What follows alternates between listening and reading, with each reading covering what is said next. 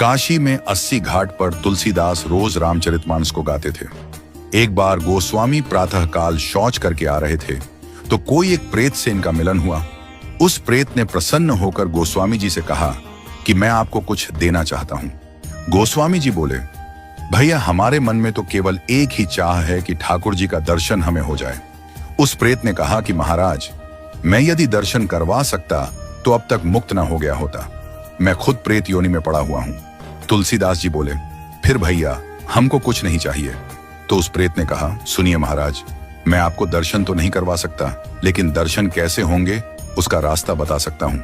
तुलसीदास जी बोले कि बताइए। प्रेत बोला, आप जहां कथा कहते हैं बहुत सारे भक्त सुनने आते हैं।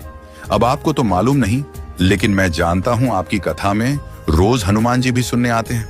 सबसे पीछे कंबल ओढ़कर एक दीनहीन कोढ़ी स्वरूप में जो व्यक्ति बैठता है और जहां लोग चप्पल उतारते हैं वहीं बैठते हैं।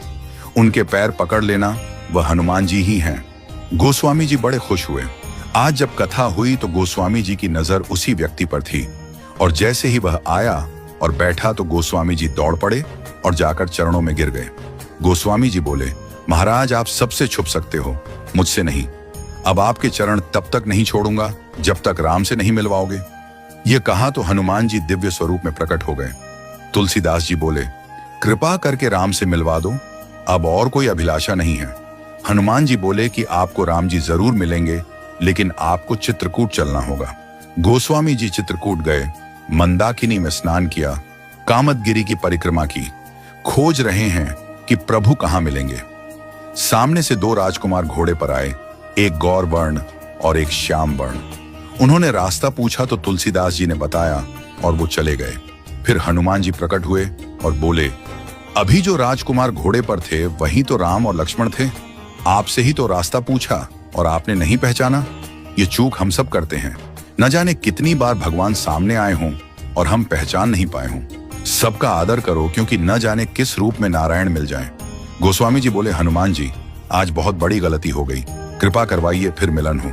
हनुमान जी बोले, धैर्य रखो, फिर मिलेंगे। गोस्वामी जी मंदाकिनी के तट पर स्नान कर चंदन घिसते हुए श्री राम जय जय राम गा रहे थे। ठाकुर जी बालक रूप में आए और बोले, बाबा चंदन बहुत प्यारा घिसा है, थोड़ा मुझे लगा दो। गोस्वामी जी ने दिया।